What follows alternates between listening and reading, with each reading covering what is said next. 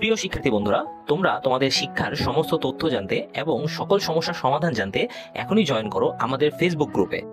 Facebook গ্রুপের link দেওয়া আছে ডিসক্রিপশন বক্সে। স্বাগতম সবাইকে ওয়াইস পয়েন্ট একাডেমিতে। আজকে আমরা ষষ্ঠ শ্রেণীর ম্যাথ নিয়ে আলোচনা করব। এনসিটিভি দ্বারা ইতিমধ্যেই তোমাদের বার্ষিক পরীক্ষার সিলেবাস প্রকাশ পেয়েছে। সেই বার্ষিক পরীক্ষার সিলেবাসের ম্যাথের যে প্রথম অধ্যায়টি রয়েছে, ঐকিক নিয়ম, শতকরা এবং অনুপাত, এই অধ্যায়টি নিয়ে আজকে আমরা আলোচনা করব। দেখো, ঐকিক নিয়মের একটি উদাহরণ দেওয়া আছে। একটি গল্পের মাধ্যমে তোমাদেরকে জানানো হচ্ছে ঐকিক নিয়ম কিভাবে বোঝা যায় আর কি। ডিমের দোকানে একদিন, আমাকে 1 ডজন ডিম দেন। মেয়েটা কি বললো? দোকানদারকে বললো আমাকে 1 ডজন ডিম দেন। উত্তরে দোকানদার কি বললো? ডিমের হালি 32 টাকা, অর্থাৎ এক হালি ডিমের দাম 32 টাকা। 1 ডজন ডিমের দাম কত হবে? মেয়েটা জিজ্ঞেস করলো যে 1 ডজন ডিমের দাম কত হবে। উত্তরে দোকানদার কি বললো? যে দাম 96 টাকা হবে।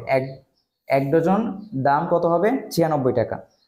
খাতা কলম ছাড়াই এত কম সময়ে কিভাবে আপনি বের করলেন ডিমের দাম? মেয়েটি প্রশ্ন করলো দোকানদারকে যে খাতা কলম ছাড়াই কিভাবে সে এত তাড়াতাড়ি 1 ডজন ডিমের দাম বের করলো। একটা বুদ্ধি আছে যেটা দিয়ে মনে মনে সহজেই হিসাব করতে পারি আমি। খাতা কলমও খুব একটা লাগে না, দোকানদার উত্তরে বলল। মেয়েটি বলল, আচ্ছা, 4টি ডিমে হয় 1 হালি, আর দাম 32 টাকা, অর্থাৎ 4টি ডিমের দাম কত? 32 টাকা।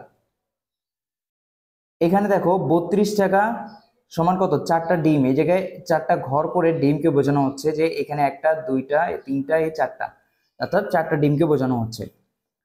তাহলে কি হচ্ছে দেখো, তুমি ডিম কিনবে 1 ডজন, মানে 12টি। তার মানে 12 ভাগ 4 সমান 3 হালি। 3 হালির দাম হবে 3 গুণ 32 সমান 96 টাকা। তাহলে এইখানে দেখো, 3টা 32কে যদি আমরা একসাথে যোগ করি তাহলে 96 টাকা আসে। অর্থাৎ 3 হালি ডিম সে কিনতেছে, আর প্রত্যেক হালি ডিমের হচ্ছে 4টে করে ডিম। তাহলে এখানে 4টি, এখানে 4টি, এখানে 4টি, 3 4 12। তাহলে 1 ডজন ডিম আমাদের হয়ে যাচ্ছে। আরে এটা তো আরো সহজ হলো, কিন্তু যদি আমি 10টি ডিম কিনতে চাই তখন তো পুরো 3 হালি হবে না, 2টি ডিম কম থাকবে। তখন কিভাবে দাম জানবো? হ্যাঁ, একই কথা, যে 10টি ডিম যে আমরা কিনবো তখন তো আর হালি হিসাব হচ্ছে না। তাহলে আমরা কিভাবে হিসাবটা বের করব? আরে এটা কোনো ব্যাপার নাকি? 10টি ডিম মানে 2 হালি সমান 2 গুণ 4 সমান 8টি, থেকে আর 2টি ডিম বেশি হবে, অর্থাৎ 2 হালি এর থেকে 2টি বেশি ডিম। তাহলে 2 হালি ডিমের দাম হবে কত? 32 গুণ 2 64 টাকা। আর 4টি ডিমের 1 হালি হলে 2টি ডিমে হবে 1 হালির অর্ধেক, অর্থাৎ 4টা ডিমে যদি 1 হালি হয় তাহলে অর্ধেক হালি কত হবে? 2। এটাকে তুমি 1 জোড়া ডিমও বলতে পারো। তাহলে 1 জোড়া ডিমের দাম আমরা কিভাবে বের করতে পারি? ওই 32 থেকে যদি আমরা 2কে ভাগ করি, মানে 32কে 2 দিয়ে ভাগ করলে কত আসবে? 16 আসবে। আমরা পেয়ে যাব আমাদের 1 জোড়া ডিমের দাম।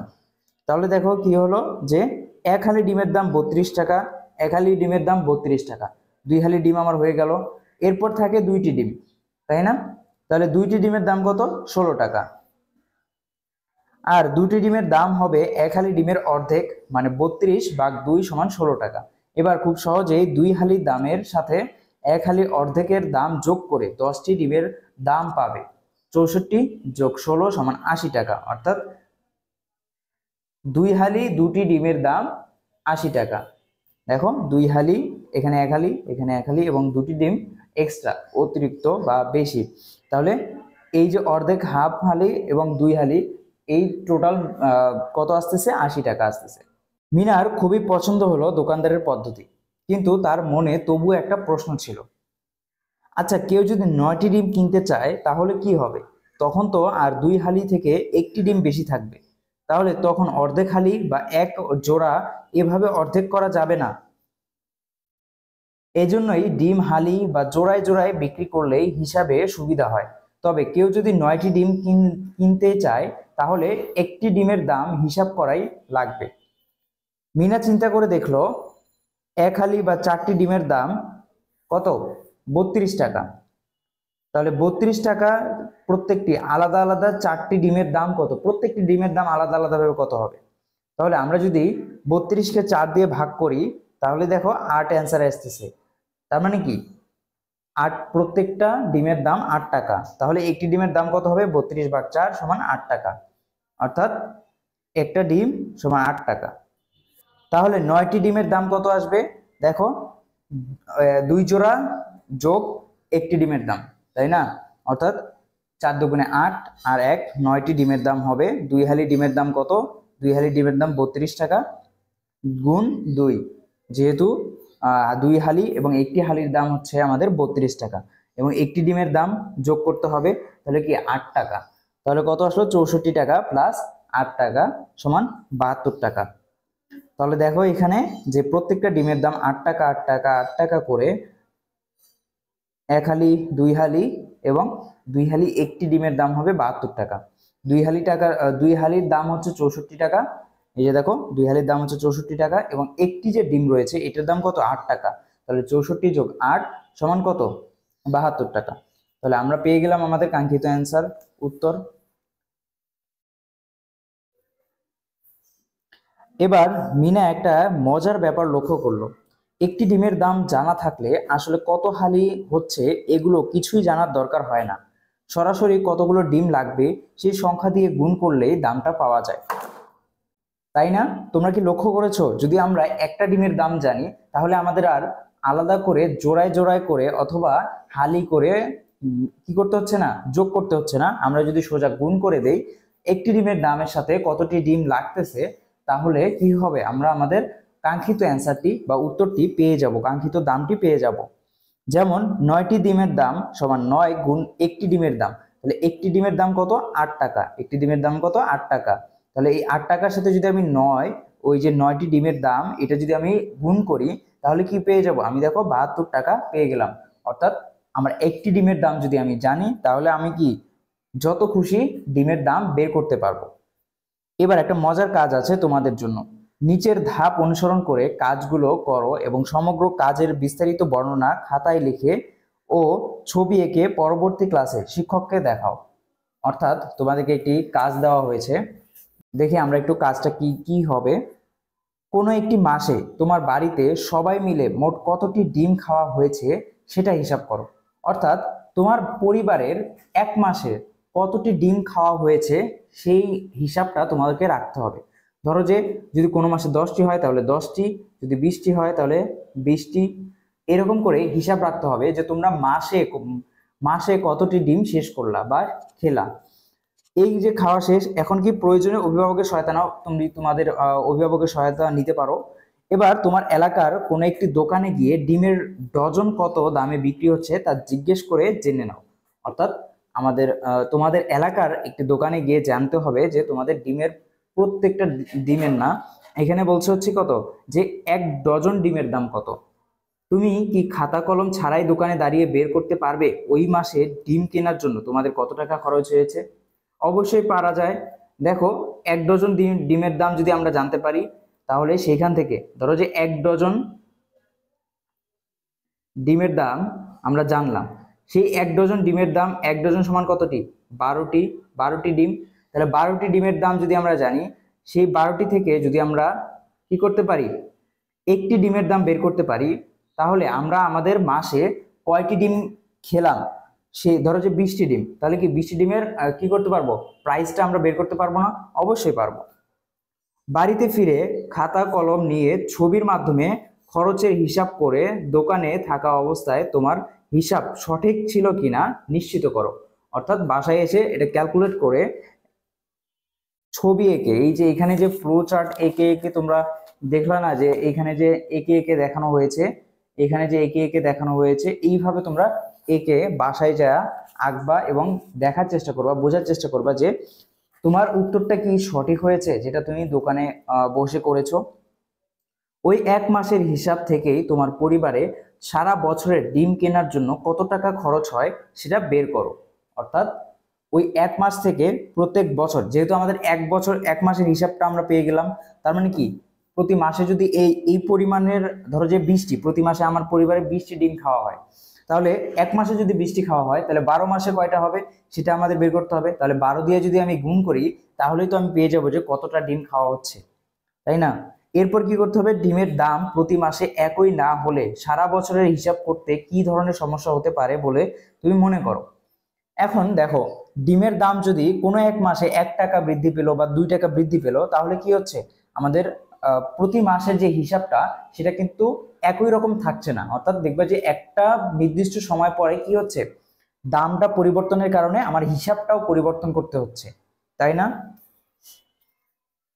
এক্ষেত্রে আমাদের আবারও কি করতে হবে, ওই একটি ডিমের দাম বের করতে হবে। তখন তারপরে কি করতে হবে, ওই মাসের জন্য যেই মাসের দামটা পরিবর্তন হয়েছে সেই মাসের জন্য কি করতে হবে, আমাদের মানটা বের করতে হবে যে কত লাগতেছে, তাই না? আশা করি তোমরা এই কাজটা বুঝেছো কিভাবে করতে হবে। এখন দেখো, দেয়ালে রং করি। দেয়ালে রং করতে বলা হয়েছে 6 জন লোকে একটি দেয়ালে রং করতে চায়। 6 জন লোক একটি মাত্র দেয়ালে রং করতে চায়। এক্ষেত্রে ধরে নিতে হবে যে প্রতিটি লোকই একদিনে দেয়ালের একই পরিমাণ জায়গা রং করতে পারে, অর্থাৎ প্রত্যেকটা মানুষ সমপরিমাণ। দেখো এইখানে যদি একদিন সে একটা লোক রং করে, এইখানে যদি একটা লোক এতটুকু পরিমাণ রং করতে পারে, তার মানে দ্বিতীয় লোকটাও কি সমপরিমাণ জায়গায় রং করতে পারবে, তৃতীয় লোকটাও সমপরিমাণ জায়গায় রং করতে পারে। অর্থাৎ তাদের কাজের ক্ষমতা, যে কাজ শেষ করার যে সময়সীমা দুইজনেরই একই রকম। এবার সারণী থেকে দেখে নাও কিভাবে 6 জন লোকে সম্পূর্ণ দেয়ালটি রং করতে পারে। অর্থাৎ এখন দেখেন যে প্রথম লোক প্রথম দিন কাজ করলো এতটুকু, প্রথম লোক দ্বিতীয় দিন কাজ করলো এতটুকু, তৃতীয় দিন এতটুকু, চতুর্থ দিন, পঞ্চম দিন, ষষ্ঠ, সপ্তম, অষ্টম এবং নবম। অর্থাৎ উপরের যে এই যে লম্বা একটা দাগ, এই অংশটুকু শেষ করতে একটা লোকের কতদিন সময় লাগলো, 9 দিন। সেম দ্বিতীয় লোকটিরও 9 দিন সময় লাগলো, তৃতীয় লোকটির 9 দিন সময় লাগলো, চতুর্থ লোকটির কতদিন সময় লাগলো, 9 দিন সময় লাগলো, পঞ্চম লোকটারও 9 দিন সময় লাগলো, ষষ্ঠ লোকটারও 9 দিন সময় লাগলো, তাই না? তাহলে প্রত্যেকেরই 9 দিন করে সময় লাগতেছে। কারণ কি, কারণ প্রত্যেকে একই পরিমাণ কাজ করতে পারে একই সময়ে। এই জন্য কি দেখো, এতটুকু অংশ যদি সে একদিনে করতে পারে তাহলে এতটুকু অংশ সে অন্য আরেক দিন করতে পারবে, তাই না? সেম ওয়েতে এ যতটুকু কাজ করতে পারে, প্রথম লোক যতটুকু কাজ করতে পারে, দ্বিতীয় লোক, তৃতীয় লোক, চতুর্থ লোক, পঞ্চম লোক, ষষ্ঠ লোক সবাই একই পরিমাণ কাজ করতে পারে এবং প্রতিদিন একই পরিমাণ কাজ করছে। তার মানে কি প্রত্যেকেরই কি কি লাগতেছে, 9 দিন করে লাগতেছে। একটি মাত্র দেয়াল রং করতে 9 দিন লাগলো তাদের। এবার ভেবে দেখো তো, সম্পূর্ণ দেয়ালটি রং করতে একজন লোকের কত সময় লাগবে? একই লোক যদি একদিন এই কাজ করলো, মানে অতটুকু অংশ রং করলো, আরেকদিন আবার সেই একই পরিমাণ অংশ রং করলো, আরেকদিন একই পরিমাণ রং করলো, আরেকদিন একই পরিমাণ রং করলো, তাহলে কি হচ্ছে, ওই লোকটা একই পরিমাণ রং করতেছে প্রতিদিনই। সেক্ষেত্রে প্রতিদিনই তার কি হচ্ছে, নির্দিষ্ট পরিমাণ রং করতে করতে সে এগোচ্ছে, সে কিন্তু একা কাজ করতেছে। এখন গতটাই আমরা দেখলাম কি যে সেখানে 7 জন লোক একসাথে কাজ করতেছে, কিন্তু এখানে একজন লোকই কি করতেছে, একসাথে কাজ করতেছে। তাহলে দেখো এখানে তার কতদিন সময় লাগলো, 1 2 3 এইভাবে করতে করতে তার টোটাল সময় লাগলো 54 দিন। কতদিন সময় লাগলো, 54 দিন সময় লাগলো তার। তাহলে দেখো সারণীতে দেখা যাচ্ছে মাত্র একজন লোক সম্পূর্ণ দেয়ালটি রং করছে, তখন তাকে যখন 6 জন লোকের কাজ একাই করতে হচ্ছে। অর্থাৎ আমরা দেখতে পাচ্ছি যে একজন লোক কাজ করলো, এইখানে বাকি যে 5 জন যে লোক ছিল তাদের কাজ কিন্তু তার একাই করা লাগতেছে। তাই তার সময় কত গুণ লাগতেছে, 6 গুণ বেশি লাগতেছে, তাই না?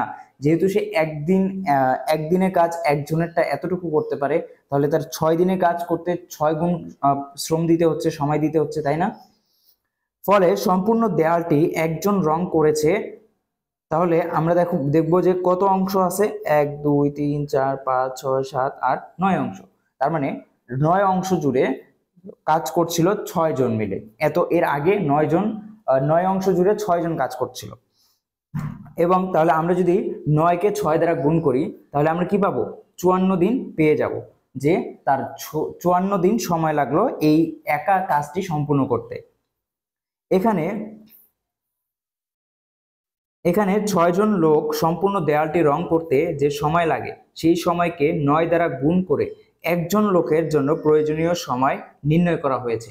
অর্থাৎ আমরা গুণের মাধ্যমে কি করতে পারি, সময় নির্ধারণ করতে পারি।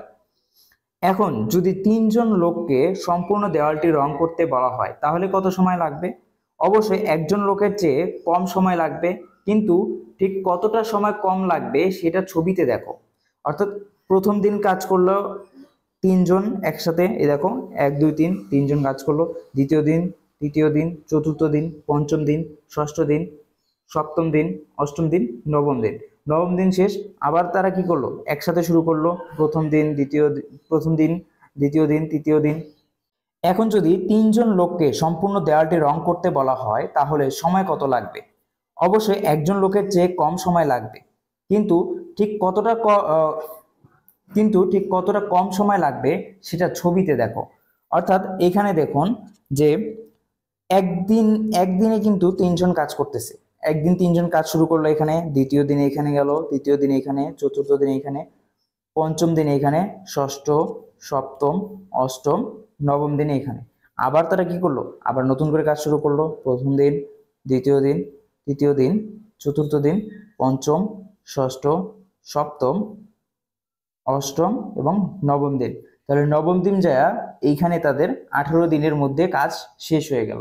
তার মানে কি, তাদের 18 দিনের মধ্যে কাজ শেষ হলো, যেহেতু তারা 3 জন মিলে একটি মাত্র দেওয়াল একই পরিমাণ ভাবে রং করতেছিল।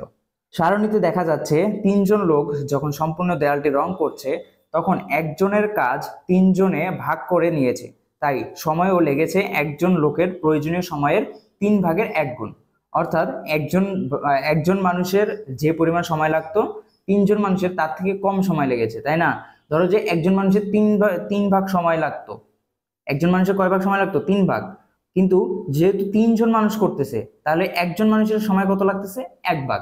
বাকি যে 2 ভাগ, সেই 2 ভাগ তো আলাদা আলাদা মানুষের ভাগ হয়ে গেল, 3 জনে 3 ভাগ পেল। অর্থাৎ 3 জন লোকের সম্পূর্ণ দেওয়ালটি রং করতে সময় লাগে 54/3 দিন বা 18 দিন।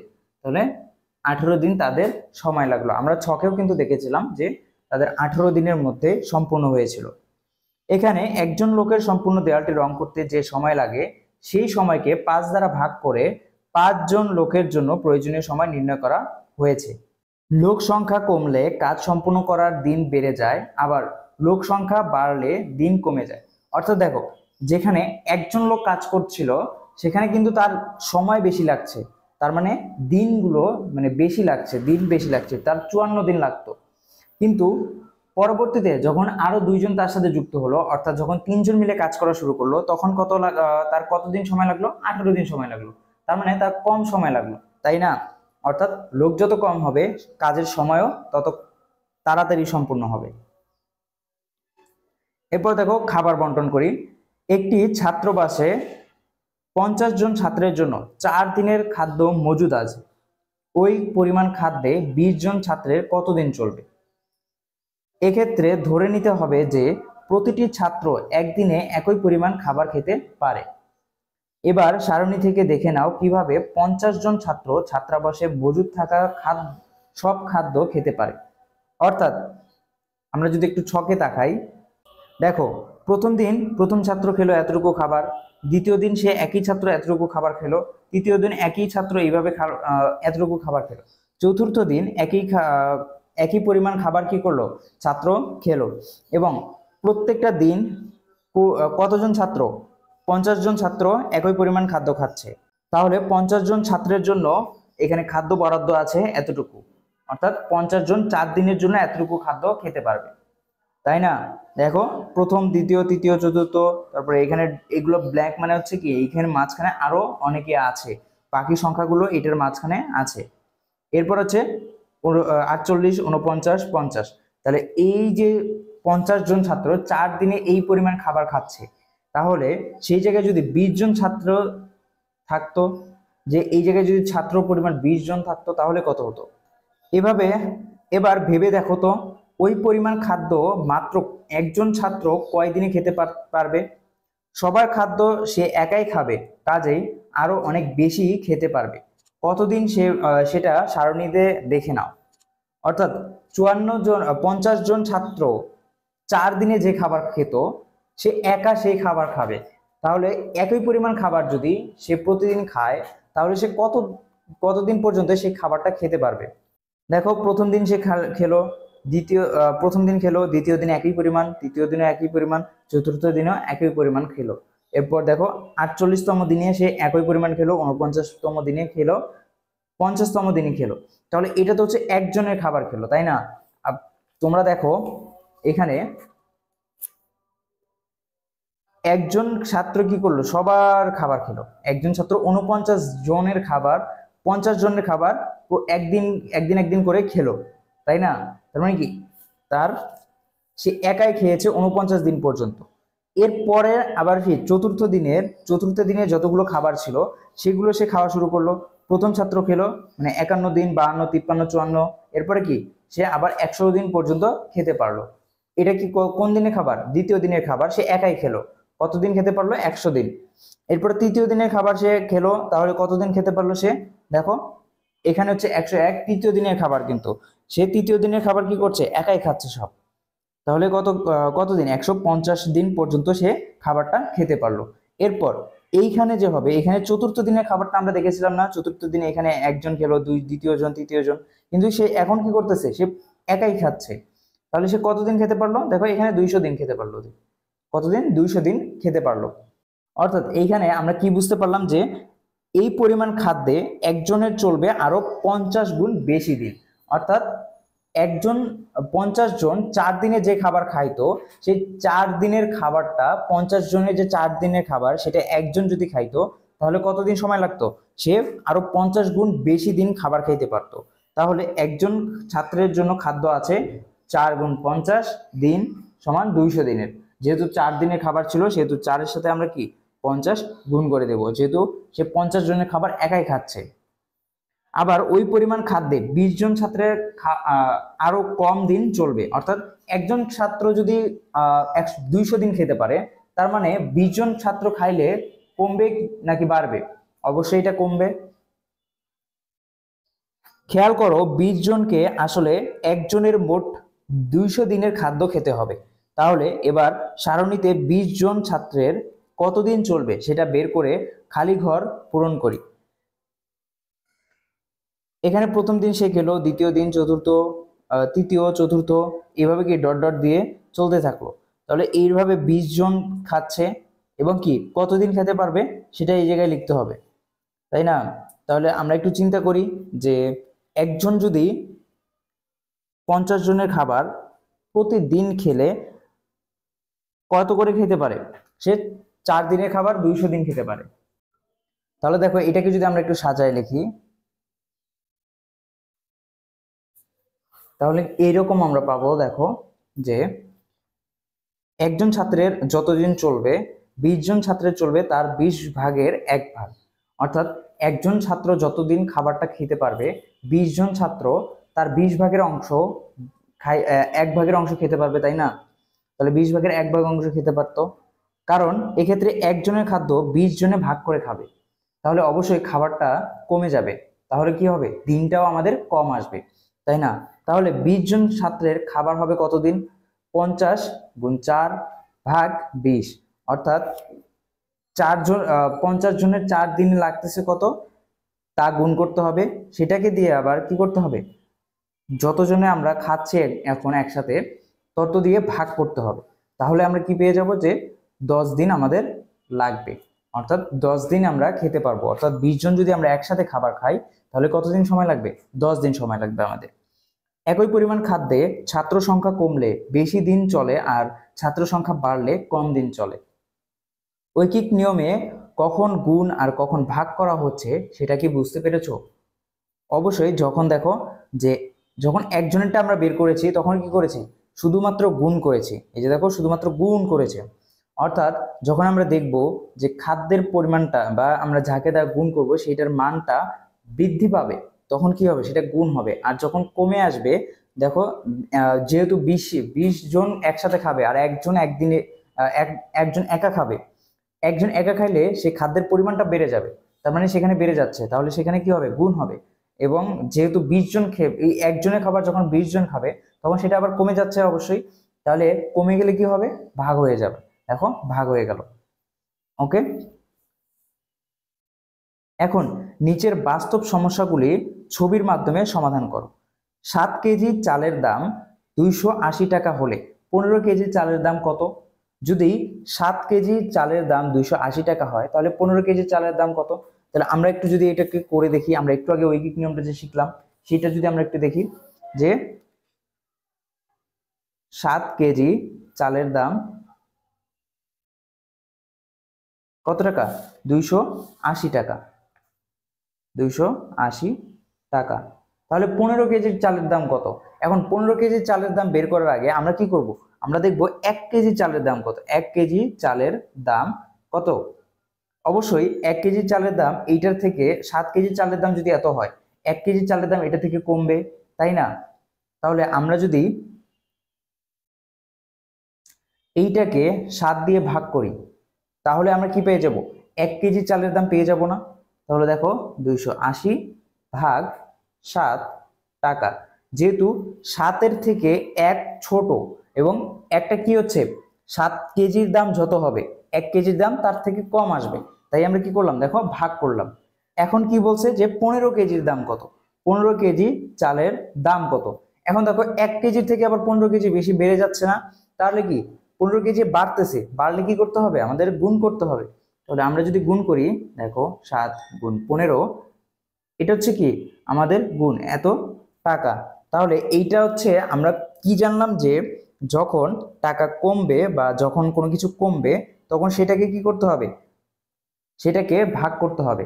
আর যখন কোনো কিছু বাড়বে সেটাকে আমরা কি করব, সেটাকে গুণ করব। তাহলে 280 ভাগ 7 আমরা করব, এরপরে হচ্ছে সেটাকে আবার কি করব, গুণ করব 15 দ্বারা, তাহলে আমাদের 15 কেজি চালের দাম চলে আসবে।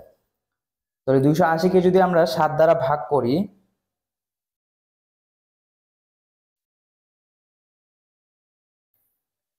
তাহলে 280-কে যদি আমরা 7 দ্বারা ভাগ করি তাহলে আমাদের উত্তর আসে হচ্ছে 40, অর্থাৎ 1 কেজি চালের দাম 40 টাকা, অর্থাৎ 1 কেজি চালের দাম কত, 40 টাকা। তাহলে সেই 40-এর সাথে যদি আমরা 15 গুণ করি তাহলে অবশ্যই আমরা উত্তরটা পেয়ে যাব, তাই না? তাহলে 15 গুণ করলে আসে হচ্ছে 600 টাকা। তাহলে আমাদের উত্তরটা কত, 600 টাকা। 15 কেজি চালের দাম, 15 কেজি চালের দাম 600 টাকা। এখন আমরা বুঝছি যেহেতু 7 থেকে 1 ছোট, তাই কি হয়েছে, এখানে ভাগ হয়েছে। দেখো এখানে ভাগ করেছি আমরা, যেহেতু 1-এর থেকে 15 বড় সেহেতু আমরা কি করেছি, এইখানে গুণ করে দিয়েছি। দেখো এটার সাথে গুণ করে দিয়েছি, অর্থাৎ 1 কেজি চালের দাম অর্থাৎ 1 কেজি চালের দাম যত হবে তার সাথে আমরা কি করেছি, 15 গুণ করে দিয়েছি। ওকে, এটা হলো একটা গেল আমাদের। এর পরেরটাই কি বলছে, দেখো একটি ছাত্রাবাসে 50 জন ছাত্রের জন্য 15 দিনের খাদ্য মজুদ আছে। ওই পরিমাণ খাদ্যে 25 জন ছাত্রের কতদিন চলবে?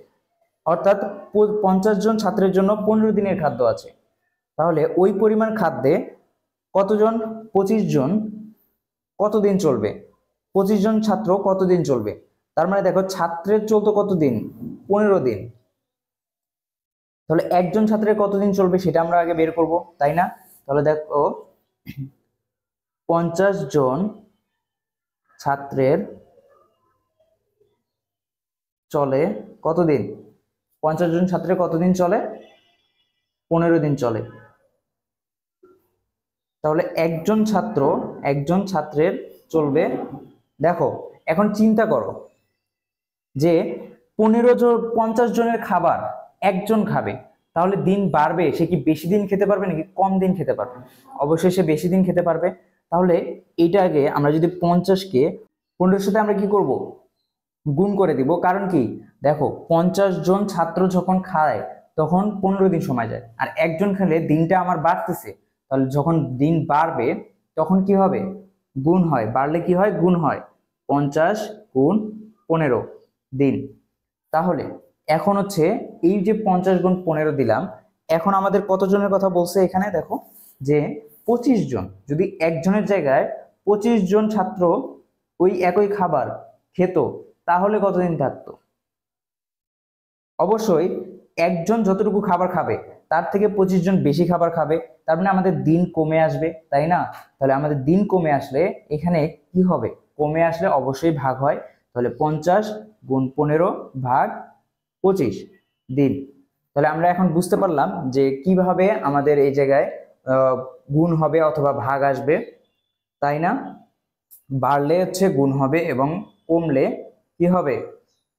ভাগ হবে। তাহলে দেখো 50কে যদি আমরা 15 দ্বারা গুণ করি, অর্থাৎ এইখানে আমরা একজন মানুষ 50 জনের খাবার যদি খায় তাহলে কতদিন খেতে পারবে? সে 750 দিন সে খাবারটা খেতে পারবে। এরপর সেই 750 দিন যে একজন মানুষ যে খাবার খাবে, সে তার জায়গায় যদি 25 জন খাবার খায় তাহলে কত হবে? তাহলে এই 750কে যদি 25 দ্বারা ভাগ দিই তাহলে আমরা কি পাবো? আমাদের কাঙ্ক্ষিত অ্যান্সারটা পাবো যে 30 দিন খাবার খেতে পারবে। কতদিন? 30 দিন খাবার খেতে পারবে। আশা করি তোমরা বুঝেছো এটা। এরপরটা কি, যে দেখো শফিক দৈনিক 10 ঘন্টা করে হেঁটে 12 দিনে 840 কিলোমিটার অতিক্রম করে। দৈনিক 10 ঘন্টা করে হেঁটে সে কত দিনে 360 কিলোমিটার অতিক্রম করবে? অর্থাৎ সে প্রতিদিন 10 ঘন্টা করে হাঁটে, 10 ঘন্টা করে হাঁটলো, হাঁটার পরে সে 12 দিনে অতিক্রম করে কত? 480 কিলোমিটার। তাহলে 10 ঘন্টা করে প্রতিদিন সে হাঁটতেছে, কিন্তু কত দিনে সে 360 কিলোমিটার অতিক্রম করবে সেটা আমাদের বের করতে হবে। তাহলে তোমরা কি করবা? এইভাবে অঙ্কটা করবা। ওকে, এরপরে তোমাদেরকে একটা জিনিস আরো ভালোভাবে দেখাই যে দেখো এইখানে 7 কেজি চালের যে অঙ্কটা আমরা করেছি, 7 কেজি চালের দাম 280 টাকা। তাহলে আমরা 1 কেজি চালের দাম কত? 40 টাকা পাইলাম না এই জায়গায়? তাহলে এইখানে আমরা এইভাবে লিখবো যে এখানে আমরা ওই যে সাজায় লিখবো এইভাবে, 1টা 2টা 3টা 4টা 5টা 6টা 7টা, এরকম 7টা ঘর আঁকবো। এরকম করে 7টা ঘর আঁকবো। একে একটার জন্য কত আমরা পাইছি? একটার মানের জন্য আমরা কত পাইছি? 40 টাকা করে পাইছি না? এরপরে 7টার মূল্য আমরা কত পাইছি? 7টার মূল্য আমাদের দেওয়াই ছিল কত? 280 টাকা। এখন এরপরে আমরা কতটার বের করছি? 15টার বের করছি, তাই না? এইখানে বাকি যে 15টা আছে সেই 15টার মান এখানে তোমরা আঁকবা। একে সেম জিনিসটাই পুরোটা করবা, যে এইভাবে পুরোটা দেখাই দিবা যে এটা হচ্ছে কত? 15টার দাম কত? 600 টাকা। এইভাবে তোমরা দেখাই দিবা, ঠিক আছে? এইভাবে দেখাই দিলে তোমাদের ফুল মার্ক দিয়ে দিবে ইনশাল্লাহ। সো বিষয়টা হচ্ছে এই এরপরের যতগুলো অঙ্ক আছে এগুলো একইভাবে করবা। এবং তোমাদেরকে যে জিনিসটা বুঝাইলাম যে যখন দেখবা একটা জিনিসের মান বাড়তেছে, কোনোটার থেকে বাড়তেছে, এবং একজনের মান যদি আমরা বের করি তাহলে সেটা কমতেছে, যখন কমবে তখন কি হবে? তখন অবশ্যই ভাগ হবে। যখন বাড়বে তখন কি হবে? অবশ্যই গুণ হবে। ঐকিক নিয়মের ক্ষেত্রে এই দুইটা জিনিস মাস্ট তোমাদের মনে রাখতেই হবে, অবশ্যই তোমরা মনে রাখবা। তো আজকের সেশনটা আমরা এখানেই শেষ করছি। তোমাদের বার্ষিক পরীক্ষার প্রস্তুতির জন্য তোমাদের জন্য অনেক অনেক শুভ কামনা রইল, এবং তোমরা আমাদের ক্লাসগুলো অনুসরণ করো। আমরা এর পরবর্তীতে ম্যাথের পুরো যে সাজেশনটা তোমাদের এনসিটিভিতে প্রকাশ করা হয়েছে সেটার সাজেশনটার সলিউশন আমরা করব, পুরো একটা র্যাপ আপ করবো আমরা, যে পুরোটার ক্লাসটা করব একসাথে। ওকে, আল্লাহ হাফিজ।